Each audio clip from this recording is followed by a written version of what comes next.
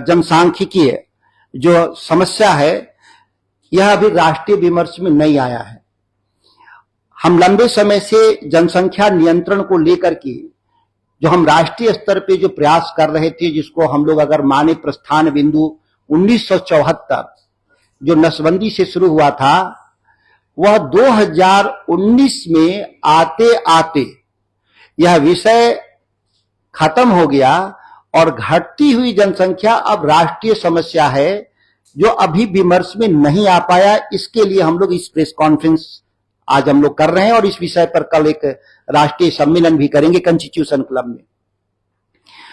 5.4% सालाना जो जनसंख्या वृद्धि था 1974 में, वह 2019 में आकर के 2.1% सालाना से नीचे चला गया। राष्ट्रीय और अंतर्राष्ट्रीय स्तर पे सभी जनसंख्या विशेषज्ञों का मानना है कि 2.1% से कम किसी भी सूरत में नहीं होना चाहिए। और दुनिया के जिन देशों में जनसंख्या 2.1 से नीचे आया है, खासतौर से जापान से लेकर अमेरिका, जर्मनी, इंग्लैंड तक, वो आज एक ऐसे संकट में घुस गए हैं जिसके समाधान के लिए वो मशीनों का इस्तेमाल कर रहे हैं, रोबोट, एआई का। उनकी मजबूरी है कि उनके पास इंसान नहीं है काम करने के लिए।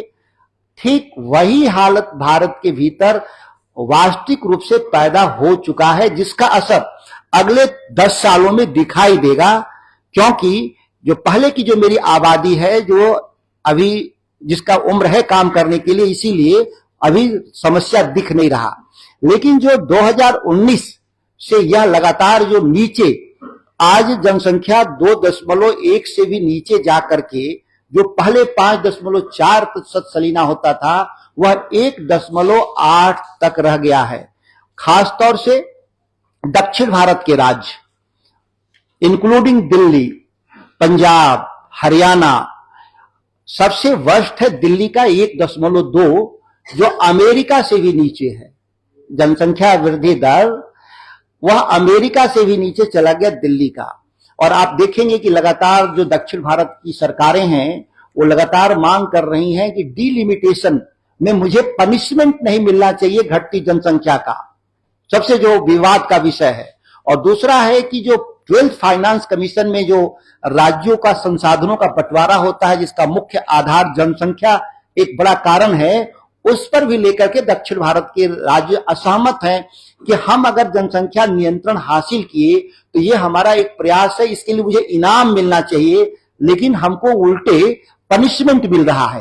ये दो ऐसे सवाल। और आप देखेंगे कि बीच में आंध्र प्रदेश की सरकार ने कहा कि जो तीसरा बच्चा पैदा करेंगे उनको हम 40,000 देंगे, चौथा बच्चा पैदा करेंगे तो मैं 90,000 दूंगा।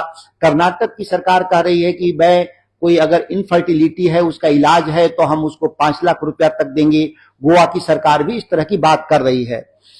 तो सवाल यह है कि इस विषय को लेकर जो गंभीरता है, इस गंभीरता को लेकर के जो विमर्श हमारे राष्ट्रीय स्तर पे होना चाहिए था, जिसकी शुरुआत आज से मानकर आप चलें। और इस अभियान को हम लोग समृद्ध मातृत्व अभियान के बैनर तले इस कार्यक्रम को राष्ट्रीय स्तर पे ले जा रहे हैं, जो किसी भी दलगत आधार पे नहीं है। यह एक सामूहिक प्रयास के जरिए इस कार्य को हम लोग आगे बढ़ा रहे हैं। आगे 2 दिन तक का इसमें है।